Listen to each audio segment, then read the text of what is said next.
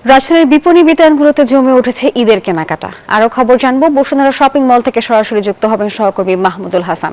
মাহমুদ, জানাবেন বসুন্ধরা শপিং কমপ্লেক্সে কেমন দেখছেন এবারের ভিড়, কি বলছেন ক্রেতা বিক্রেতারা?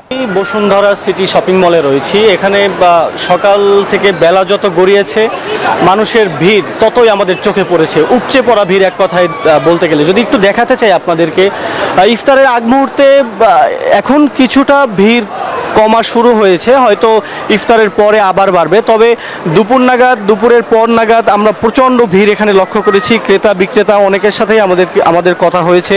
সকলেই আসলে এখানে আসছেন, যেহেতু নগরীর অভিজাত একটা শপিং মলের মধ্যে বসুন্ধরা অন্যতম, সেহেতু এখানে দেশি বিদেশি বিভিন্ন আকর্ষণীয় পোশাকের পাশাপাশি নারী তরুণীদের পছন্দের শীর্ষে যেসব পোশাক রয়েছে সেগুলোর মধ্যে বলতে গেলে শাড়ি, টপস, লেহেঙ্গা বা সবাই আসলে আরামদায়ক যে পোশাকগুলো সেগুলো আসলে প্রেফার বেশি করছে। আর পুরুষদের ক্ষেত্রে হচ্ছে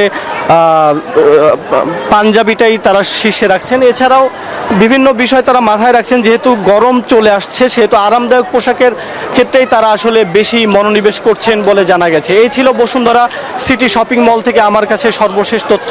নাফিসা। মাহমুদ, ধন্যবাদ আপনাকে।